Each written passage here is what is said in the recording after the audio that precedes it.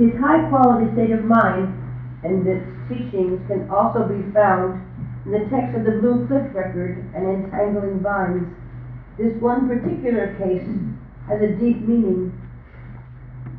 Sozan was an advanced person of functioning from a young age. When he first went to meet his teacher-to-be, Sozan, he was asked his name, and he answered frankly and honestly, Sozan Honjaku Zenji. A name is given by the parents. It may be sometimes the name which expresses the high hopes of the parent of how this young person will turn out, or the name honoring a splendid ancestor. But a name is not the actuality, nor is our body who we actually are. Our body gets sick, it weakens, and finally we part with this inconvenient physical body. But because we think this body is who we are, we give it the best clothes, the most delicious food, take it wherever it wants to go, and then finally, after all that, it is useless and we resent it. Since we are born with a body, we get caught on its narrow conditions and its need for many benefits, being in society in a self-aggrandizing way. But Zen is not about that. It is to awaken to what it is that uses this body, our true nature, which is not separate from the whole world, and from the whole world's pain, and from the whole world's suffering. These are not two different things. 7.5 billion people, this Earth's environment, this universe's environment, is all of it who we actually are. This huge, immeasurable actuality. We have to experience this directly, though, or we think we end with the end of this physical body. What a sad, melancholy, mistaken idea. Of course, our body dies and decays, but we have to reinvigorate this society, this world, not losing our faith and belief in what we really, truly are.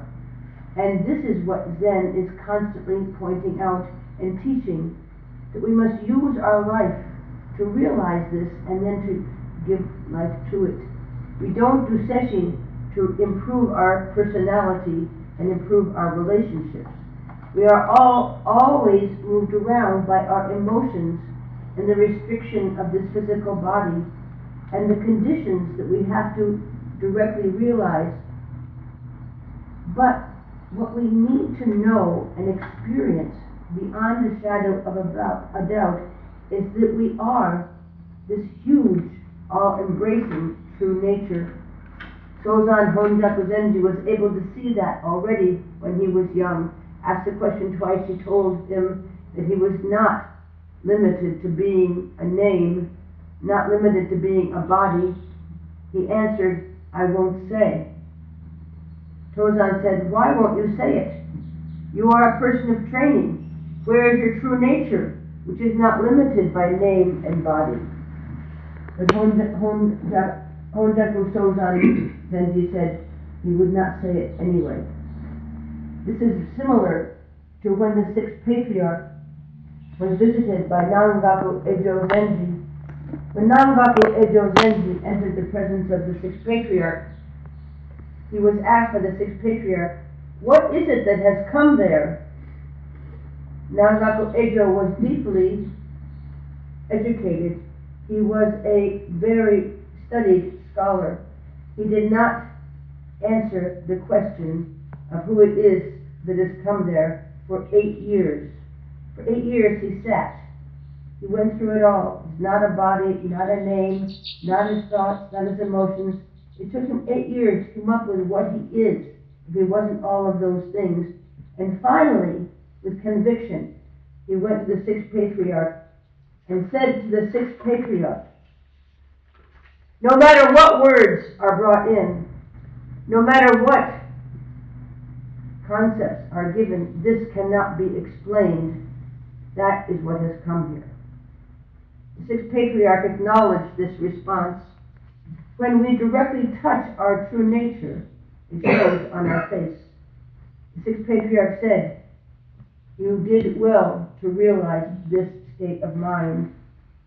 Now, don't sully that state of mind. And he confirmed his understanding. When Sozan was asked the second time for his name, he refused to answer, a sharp and high level of understanding.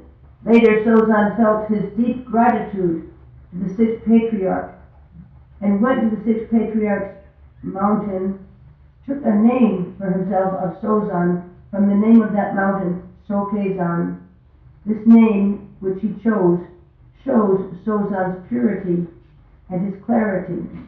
One day a monk came to Sozan and said, I am Seizei. I am poor. I have nothing.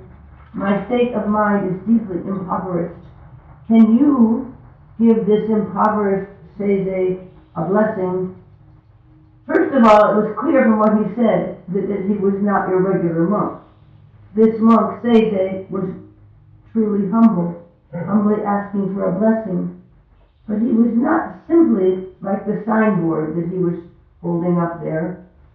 He was already ready to do in this Master Sozan.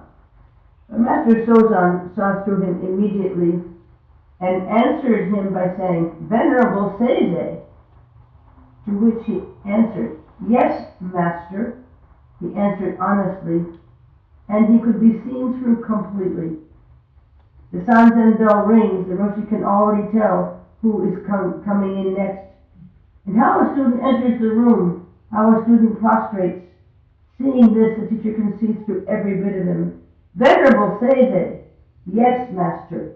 Already he is showing that he's not impoverished and destitute, full of confidence and authority.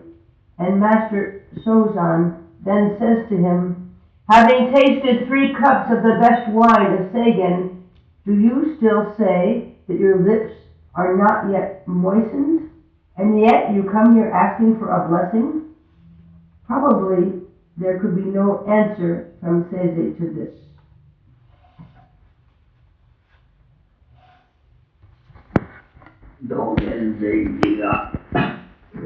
Is one who we have to give up everything, realizing that we have no name, we have to live on the edge, and only then can we really do actual practice. For young people, yet unknown, it sounds hard to consider, having no name, having no fame, but because of those, we can truly practice, because we have no position that we have to guard and protect. When people get a position, a plentiful livelihood, people quit their practice. To be able to keep that growing, but to be still unknown for an artist may be the most rich and creative time of their life. When they have nothing that is selling, then it is a challenge to be able to make different and better work. So they work really hard. But once they are known and famous, they end up working for profit. The work's quality falters. There could not be a highest quality in a work that is made only to sell. This is how it works in the world. It's the same with people of training. Not known, nobody paying attention to them, going deeply into their practice, enduring little sleep, enduring little food. They sit with their body and mind wholeheartedly, giving it completely to just their practice. When they get famous and are called to come here and called to come there, and their many believers are increasing constantly, their essence easily decreases.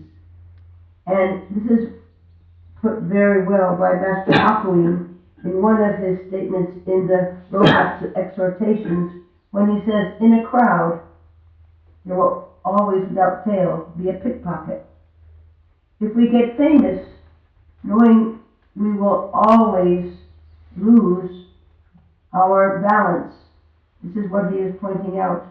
And so Dogen Zenji has said, to stay poor and impoverished so that we can really, really deeply train, and not to do it in a way that we are deceiving ourselves.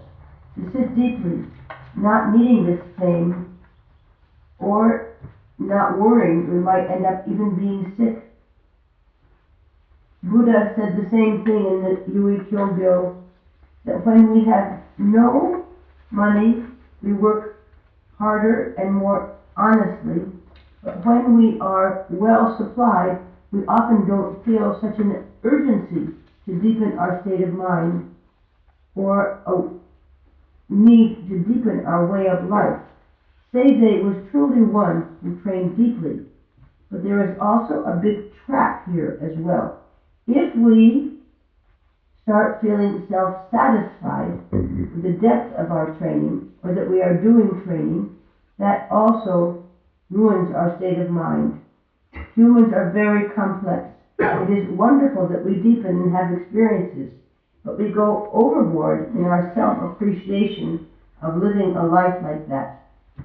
In the Solemn 10 Precepts, this is written about as well, how it is excellent to seek inner depth, but if we get caught on self-satisfaction for doing that, for self-satisfaction about our deep experiences, this becomes a big challenge. Seizei, in his answer, in showing this, first coming on with the platform he does of being impoverished, he then shows just how proud he is of that. To let go of this, we have the teaching of Mumon Ekai Zenji in the Mumon when he says that we have to, in every single hour of the day, 24 hours a day, continue letting go of all of our attachments, our ideas, our extraneous thinking, our various conditioning. Let that go to such a point that we are not even sure who we are. It is as if we have swallowed a hot iron ball. We can't spit it out. We can't swallow it down. Yet we continue. We continue until we realize the state of mind. We don't even know what is inside and what is outside. And still we continue. We continue and we experience the state of mind where we couldn't tell it to anybody. We cannot describe it with words. We are like a person who is a mute, who cannot speak, trying to tell a dream. And this is the same as how all of the Buddha and all of the ancients did their training. That clear state of mind has to be realized beyond that self-satisfied state of mind. We all do training to reach a clear state of mind, being not attached to material things and fame. But if we then get attached to our depth of state of mind, we are not able to liberate other people from that place which is clear. And this is what Mumon Ekai also brings up when he says, you must burn completely. Don't you want to realize this place where you are from night until morning realizing this state of mind? Suddenly breaking through the barrier, you will astonish heaven and shake the earth. You will walk hand in hand with the Buddhas and ancients, spending your days together in the samadhi of profound and mysterious play. But it can't be just attachment and letting go of only desires and fame and material riches. We have to go beyond, of course we have to go beyond these ugly problems caused by our attachments with other people, they're caused by conflicts and friction, but to then pierce beyond even that attachment to any spiritual achievement as well. We have to see this clearly and not get caught on this trap. Don't worry if you have nothing. Don't worry if your body is decaying.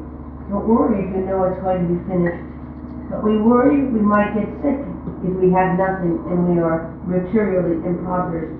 But in humans, there is also a pure, excellent, abstruse state of mind. This is our truest nature, which is like that pure white lotus which blooms from the deepest mud and gunk. We have to experience this for ourselves, though. And from this comes forth without fail. From this experiencing of this comes forth without fail a great energy and activity of re-energizing everything. This surges forth spontaneously. This is very mysterious, but it has to be tasted, each one for themselves, to know this very actuality.